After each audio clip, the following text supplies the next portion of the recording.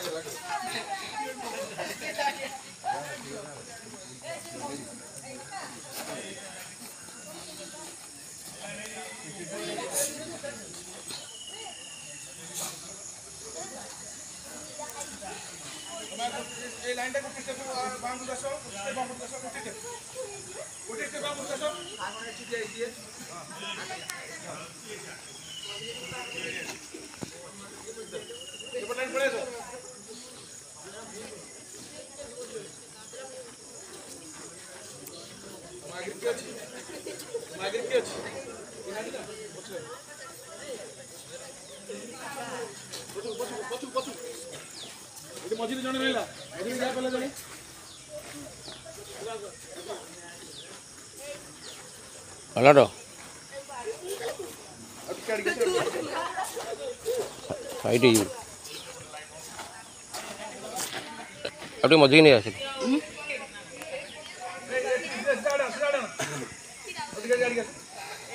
Jadi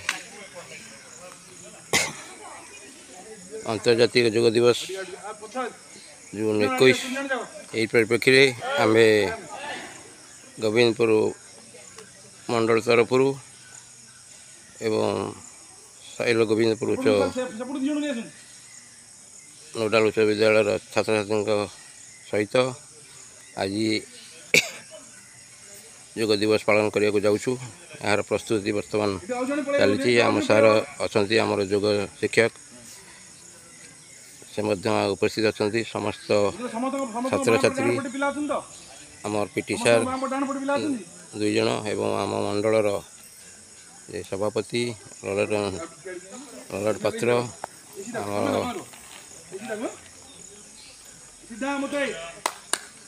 Manoj दास गोपाल भाई निरंजन भाई पप्पू भाई समस्त ये जोगपाई प्रस्तुत अच्छा मुझे उपस्थित अच्छी। आज पवित्र योग दिवस सारा विश्व रे योग दिवस को महा आडंबर सहित पालन करा जाउची। योग दिवस रे सारा विश्वर अनेक राष्ट्र मुख्य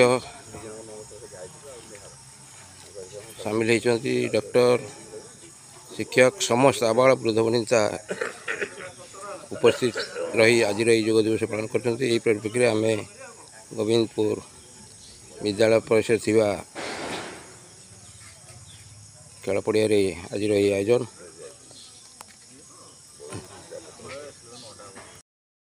प्रचार कर जहाँ भी हो यहाँ गोटे निश्चित भाव में उपादेय कथा जे यही भाव में आम वर्ष को थे 21 जून को जो पालन कर अंतर्जातीय योग दिवस से संपूर्ण भाव में आम समर्थन करवा पालन करने निश्चित चेष्टा करवा।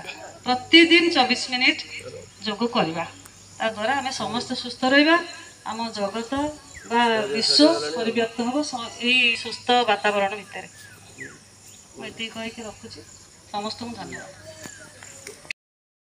24टा प्रकृति अच्छी अहंकार अच्छी ये सब जिन आम मन भर को आसवानी जड़े साधारण मनीष को जीवन यापन प्रणाली प्रत्येक मनीष बंचार गोटे जीवन धारा अच्छी गोटे शैली अच्छी तेणु से भाव में आम बंचा हेले केतटा उपाय आमको अवलंबन करने को पड़ो।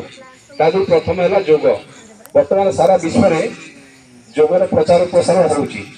ଏ ଭାରତରୁ ବ୍ୟାପିଛି ଯୋଗଟା, ଭାରତରୁ ବ୍ୟାପିଛି। କିନ୍ତୁ ଆମେ ଭାରତୀୟ, ଆମେ ଓଡ଼ିଶା ପ୍ରଦେଶର, ଆମ ପ୍ରଦେଶ ହେଲା ଓଡ଼ିଶା, କିନ୍ତୁ ଆମେ ଯୋଗ ଆମେ ଦେଖୁଛୁ ଆସିକି କିଛି ଦିନ ହେଲାଣି ଯଦି କାହାକୁ ଯୋଗ କହିବାକୁ କହିବା ଭାଇ ଆମର ଯୋଗ ହେଇଯାଉଛି। ଯାହାକୁ ଆପଣ ପଚାରିବେ ଟିକେ ଯୋଗ କର ନା, ଆମେ ସକାଳୁ ଉଠିଲେ ବହୁତ କାମ କରୁ, କିନ୍ତୁ ସେଇଟା ଯୋଗ ହବ ନାହିଁ। ସମସ୍ତେ ବିଲ ବାଡ଼ିରେ କାମ କରନ୍ତୁ କି ଯେକୌଣସି କାମ କରନ୍ତୁ, ଯୋଗ ପ୍ରତ୍ୟେକ ଅଙ୍ଗ ପ୍ରତ୍ୟଙ୍ଗ ଯେତେ ଗୁଡ଼େ ସ୍ନାୟୁ ଆମର ଅଛି ସମସ୍ତ ସ୍ନାୟୁକୁ ଅକ୍ସିଜେନ ଯୋଗାଇ ଦିଏ।